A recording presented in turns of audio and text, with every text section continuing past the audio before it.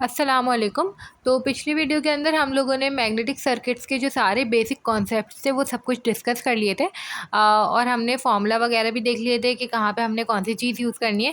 अब इस वीडियो में हमारे पास ये न्यूमेरिकल गिवन है, ये हमने सॉल्व करना है। तो सबसे पहले ये सर्किट है, हमें सवाल में क्या कह रहे हैं, assume that flux in figure is 0.250 webers and the magnetic circuit parameters for this condition are R1, R2 और R3 की वैल्यू गिवन है, ठीक है। और फ्लक्स 1 गिवन है, मतलब कि जो टोटल फ्लक्स है वो हमें गिवन है, ठीक है। और हमें यहाँ पे क्या करना है, the magnetic coil is wound with 140 turns of copper wire.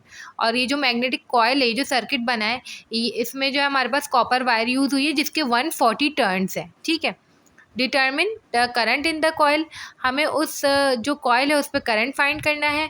Magnetic potential difference across R3 और फ्लक्स इन R2, ठीक है। तो एक एक करके हम लोग यहाँ पे चीज़ें फाइंड करेंगे। सबसे पहले यहाँ पे हमारे पास जो ए पार्ट है उसमें कह रहे हैं कि करंट हमें उस कॉइल में फाइंड करना है। करंट के लिए यहाँ पे हमें सबसे पहले तो ये जो सारी रिलक्टेंस है इनका इक्विवेलेंट फाइंड करना पड़ेगा, क्योंकि हमें टोटल करंट फाइंड करना है, ठीक है। हमारे पास फॉर्मूला होता है फ्लक्स इक्वल्स टू F/R। अब क्योंकि यहाँ पे हमारे पास मैग्नेटो मोटिव फोर्स नहीं गिवन है, तो हमारे पास जो फोर्स है किसके बराबर होती है, वो N इंटू आई के बराबर होती है। और मुझे करंट ही फाइंड करना है, तो आई में जो है यहाँ से निकाल लूँगी, N भी मुझे गिवन है, R में यहाँ से इक्विवेलेंट निकाल लूँगी और फाई भी गिवन है, ठीक है, फ्लक्स भी गिवन है। तो सिंपल मुझे यहाँ पे क्या करना पड़ेगा कि यहाँ पे R निकालना पड़ेगा। ये चीज़ हम देख चुके हैं पिछली वीडियो में ही कि R2 और R3 हमारे पास पैरेलल में होंगे, ठीक है। सिंपल मैंने उसको पैरेलल में सॉल्व किया और वो R1 के साथ सीरीज़ में होगा। मैंने यहाँ पे इक्विवेलेंट रेजिस्टेंस जो है वो निकाल ली, ठीक है। अब मेरे पास जो फॉर्मूला है फ्लक्स इक्वल्स टू NI/R, ठीक है। एन जो है मेरे पास वो गिवन है 140 और आई यहाँ पे मैं रखूँगी इसी तरह से, और यहाँ से आई निकाल लूँगी जो कि मेरे पास आ जाएगा 49.36 एम्पेयर्स। अब हमारे पास यहाँ पे बी पार्ट है, हमें क्या कह रहे हैं, मैग्नेटिक पोटेंशियल डिफरेंस निकालना है अक्रॉस R3। तो अब ये देख लेते हैं कि ये हम किस तरह से निकालेंगे।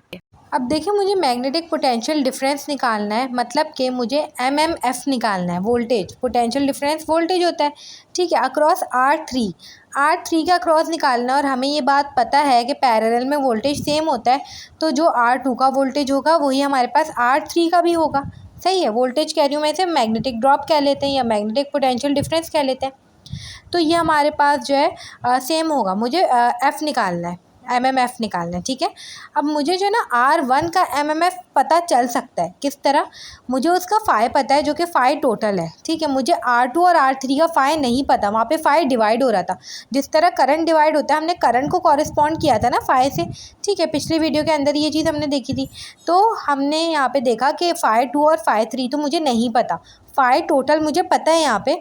तो फाई टोटल इंटू R1 करके, ठीक है, वोल्टेज क्या होता है, V इक्वल्स टू IR होता है ना, ठीक है। फाई आई के बराबर है, R हमारे पास रिलक्टेंस रेजिस्टेंस के बराबर है, तो यहाँ पे मैं वोल्टेज निकाल सकती हूँ V इक्वल्स टू IR करके, ठीक है, मतलब कि F equals to phi R करके, ठीक है।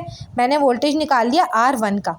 अब मेरे पास टोटल वोल्टेज, टोटल पूरे सर्किट में वोल्टेज जो है वो किसके बराबर है, पैरेलल का वोल्टेज में प्लस कर दो R1 के वोल्टेज को, मतलब कि F1 प्लस का F पैरेलल, ठीक है। तो मेरे पास वो टोटल वोल्टेज हो जाएगा। अब देखें, टोटल वोल्टेज का जो है हमारे पास फॉर्मूला होता है, एफ़ का जो फॉर्मूला मेन होता है N इंटू आई, ठीक है। N हमारे पास नंबर ऑफ़ टर्न्स थे जो कि सवाल में गिवन थे, आई हमने अभी निकाला था।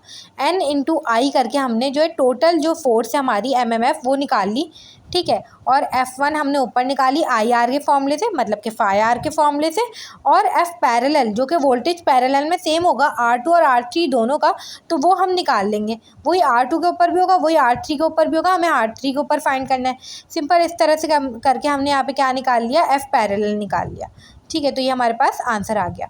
तीसरी चीज़ हमें क्या निकालनी थी, आपको निकालना था फ्लक्स इन R2, मतलब कि ये वही बात हो गई, जब हमारे पास जैसी करंट डिवाइड होता है ना, वैसी टोटल फ्लक्स डिवाइड हो रहा था R2 और R3 में, क्योंकि R2 और R3 जो है वो पैरेलल में थे। तो आपको R2 के ऊपर फ्लक्स निकालना है। तो कैसे निकालेंगे हम सिंपल क्या कर सकते हैं, यहाँ पे CDR लगा सकते हैं, जैसे हम CDR लगाया करते थे। कैसे लगाया करते थे, जिसके ऊपर निकालना है उसके अलावा वाले को ऊपर रखें, R3 को ऊपर रखें, नीचे दोनों R को प्लस करें, मल्टीप्लाई बाय टोटल फ्लक्स, मतलब कि मल्टीप्लाई बाय टोटल करंट, इस तरह से लगाया करते थे हम CDR।